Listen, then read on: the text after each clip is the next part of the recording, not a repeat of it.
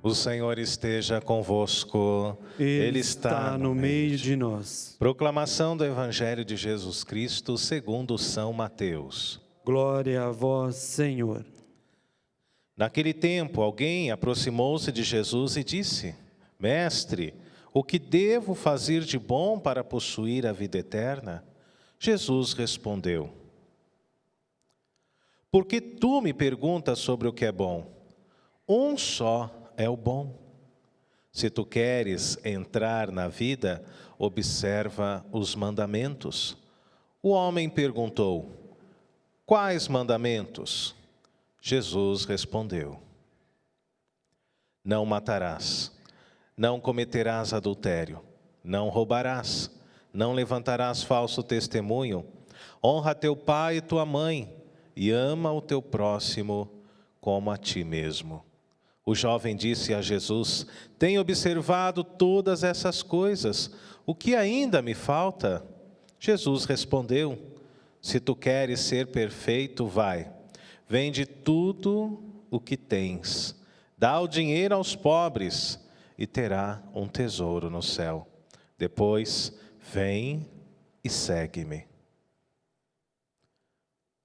Quando ouviu isso, o jovem foi embora cheio de tristeza, porque era muito rico. Palavra da salvação. Glória a vós, Senhor. Queridos irmãos e irmãs, que as palavras do Santo Evangelho perdoem os nossos pecados. Amém. Amém. Amados, como é bom estarmos juntos.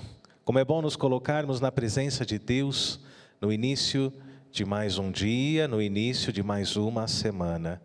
Louvado seja o nome do Senhor pelo dom da nossa vida. Louvado seja Deus pela sua existência. Louvado seja o Senhor porque juntos nos colocamos na sua presença, na presença dEle. Que seja uma semana para nós de alegria. Mesmo diante dos problemas, mesmo diante das tribulações, que façamos do nosso dia, da nossa semana, momentos de ação de graças e não de tristeza e dor.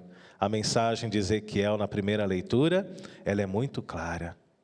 Não comamos dos pães dos enlutados, não fiquemos nos lamentando, chorando, não fiquemos olhando para trás, mas sim para a graça de Deus, para a sua misericórdia, porque o nosso Deus nos ama, e a nossa vida, querido irmão, querida irmã, é prova justamente deste amor que o Senhor tem para com todos nós. O capítulo 24 de Ezequiel coloca-nos diante da face de um Deus que é justo. Deus é justo e permite que colhamos aquilo que nós semeamos. Esta é a face de Deus. Deus é justo e permite que colhamos aquilo que escolhemos semear. Deus nos respeita, respeita a nossa liberdade, respeita o nosso livre-arbítrio.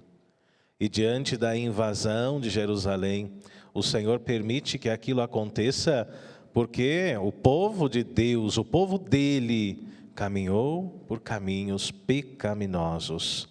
O versículo 2 fala diretamente ao profeta Ezequiel. A mensagem é para o profeta e diz: Filho do homem, registre esta data de hoje, porque o rei da Babilônia, Nabucodonosor, ele sitiou Jerusalém exatamente neste dia. Já no versículo 14, a mensagem é aberta a todo o povo, queridos irmãos e irmãs. Eu, Senhor, falei, não terei piedade, nem voltarei atrás. Jerusalém será julgada de acordo com o seu comportamento, por causa das suas ações. Porque se afastou de Deus, porque caiu no pecado, na idolatria, construiu para si deuses de metal, e agora chegava o tempo da justiça. Jerusalém será julgada de acordo com o seu comportamento, será julgada de acordo com as suas ações. E é por isso que nós cantamos agora o Salmo responsorial que nos dizia: esqueceram o Deus que os gerou. E quando nós nos esquecemos de Deus, amados irmãos e irmãs, as coisas ruins começam a se manifestar dentro da nossa vida.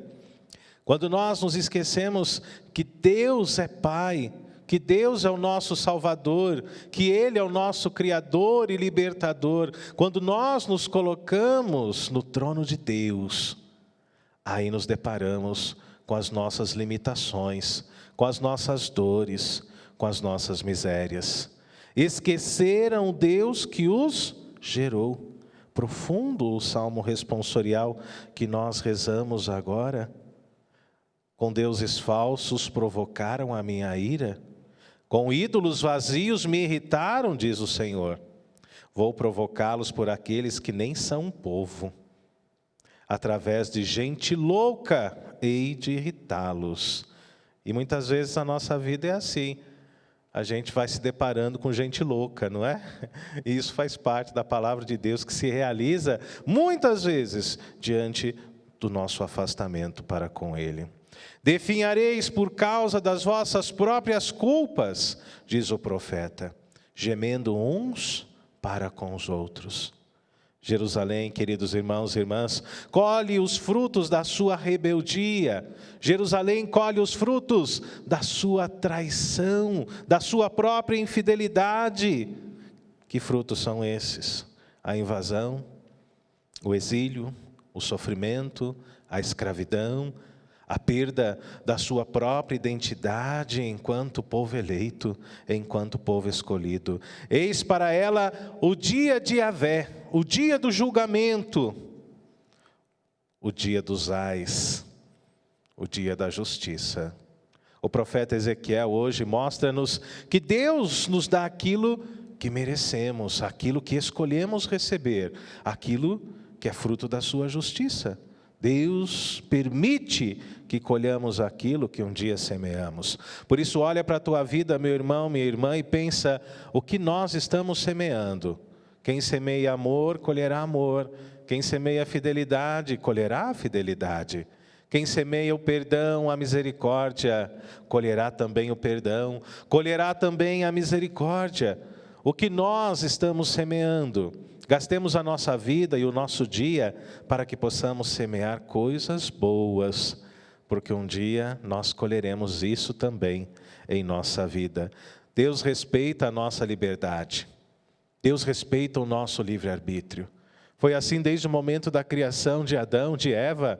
Deus respeitou a liberdade que Ele mesmo deu de presente ao primeiro casal humano. Deus não nos obriga a nada, Deus não nos obriga a amá-lo, Deus não nos obriga a servi-lo. A fidelidade é fruto, pelo menos deve ser fruto da nossa liberdade, da nossa escolha, da nossa atitude em dizer: eu quero amar Deus, diante do amor que Ele tem por mim. Porque o nosso Deus, Ele não se alegra com a nossa tristeza, Ele não se alegra com o nosso sofrimento, com a morte de cada um de nós.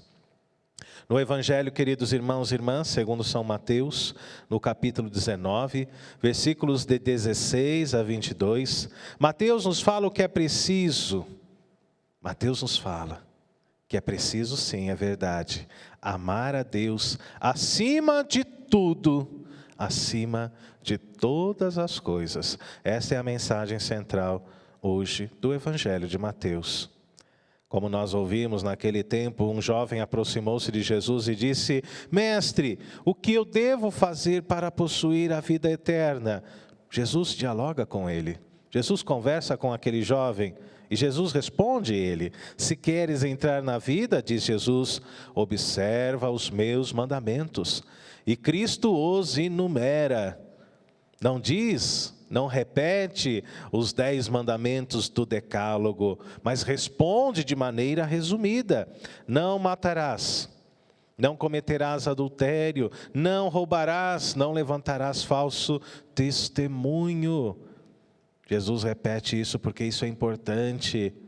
Não levantarás falso testemunho, honrará teu pai e tua mãe. e amará o teu próximo como a ti mesmo. Eis o mandamento do amor.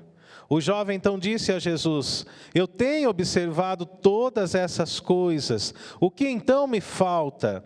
Jesus respondeu: só uma coisa, vai, vende tudo o que você tem, dá o seu dinheiro aos pobres e terás um tesouro no céu. Depois disso, vem e segue-me. E aquele jovem, querido irmão, querida irmã, começou a ficar triste, por quê? Porque ele era muito rico, escravo das suas riquezas. Nós nos lembramos da história de São Francisco de Assis, que era também um jovem muito rico, mas que deixou tudo para seguir Jesus Cristo através dos pobres, do cuidado com aqueles que realmente necessitavam de auxílio. Para aquele jovem, a riqueza foi um obstáculo para o seguimento de nosso Senhor Jesus Cristo. Por isso hoje, o Evangelho nos leva também a este questionamento. O Evangelho nos ensina, Jesus nos chama a quê? Jesus nos chama ao desapego diante de tudo aquilo que possa escravizar o nosso coração, ao desapego de tudo aquilo que rouba dentro do nosso coração o lugar que Jesus, o lugar que Deus merece. Que possamos nos libertar hoje, queridos irmãos e irmãs, de tudo aquilo que escraviza o nosso corpo, a nossa alma, a nossa mente, de tudo aquilo que escraviza o nosso próprio coração. Você pode dizer muitas vezes aí na sua casa: padre, eu sou pobre, eu não tenho apego nenhum. Claro que tem. Tem pobre que é apegado a um par de chinelos. Tem pobre que é apegado a uma peça de roupa. Que possamos libertar o nosso coração hoje, queridos irmãos e irmãs, de todo apego que no trono do nosso coração possa estar sentado ali Cristo, o nosso Senhor, o nosso Salvador. Por isso, a liturgia de hoje nos ajuda a refletir. O que é que você coloca acima de Jesus? Olha para a tua vida um instante. Coisas, talvez pessoas, poderes, vaidades. Que hoje o Senhor verdadeiramente venha nos libertar.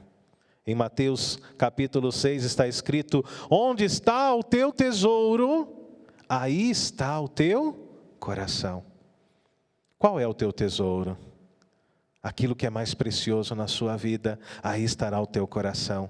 Que seja Jesus Cristo, que seja o nome do Senhor. Que Jesus Cristo seja verdadeiramente o nosso maior tesouro, a nossa maior riqueza, queridos irmãos e irmãs. É preciso que Jesus esteja acima de todas as coisas, de todos os bens, de todas as pessoas dentro da nossa vida.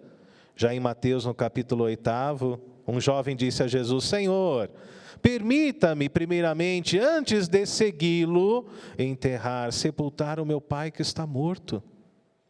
Jesus responde: deixa que os mortos sepultem os seus mortos, vem e segue-me. Uma vez que nós nos colocamos nesta caminhada de seguimento, de fidelidade, de amor, não podemos mais olhar para trás, queridos irmãos e irmãs. Hoje nós rezamos, durante toda esta semana pelo menos, pelas vocações religiosas.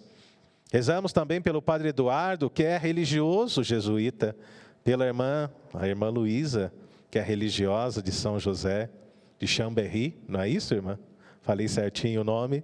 Pelos religiosos que dão a vida em nome de Jesus, que dão a vida neste discipulado, assim como todos nós nos esforçamos, que possamos colocar Deus em primeiro lugar no trono do nosso coração. Peçamos a Jesus hoje pelo menos duas coisas, amados: a libertação das nossas paixões, a libertação de todo o nosso apego, e depois, em segundo lugar, o dom da partilha. Não é justo um mundo onde tantos têm nada e poucos têm quase tudo. Infelizmente, nós testemunhamos que esta pandemia tem acentuado esta diferença social entre pobres e ricos. ela acentuou esse cenário desigual dentro do nosso país.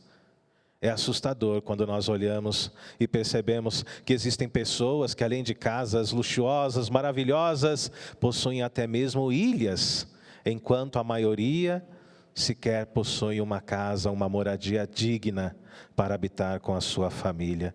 Peçamos a Deus hoje que o nosso coração se abra para o dom da partilha, assim como os nossos queridos irmãos na igreja primitiva. Colocavam tudo em comum, dividiam tudo, não eram apegados e partilhavam toda a vida e também os seus bens. Peçamos que Deus cuide de nós, que Ele se manifeste em nossa vida, amados, como Deus da providência, não apenas nos dando o pão espiritual, o pão do céu, mas nos dando também o pão nosso de cada dia, o pão físico, o pão material, porque ele é importante também para o nosso corpo, ele é importante para a nossa caminhada. Quando nós rezamos a oração do Pai Nosso, nós devemos nos lembrar disso. O pão nosso de cada dia nos dai hoje. Dai-nos, Senhor, o pão da vida, dai-nos, Senhor, o pão do céu, mas dai-nos também, Senhor, o pão material, que nos sustenta, que sustenta o nosso corpo, que sustenta o nosso templo, para que nós possamos continuar a nossa caminhada cheios de fidelidade. Senhor, livrai-nos de todo apego, para que possamos segui-lo com liberdade de escolha e de coração. Que hoje nós possamos apresentar a Deus esta prece. Senhor, dai pão a quem tem fome, e fome de justiça a quem tem pão. Louvado seja nosso Senhor Jesus Cristo. Para sempre seja louvado.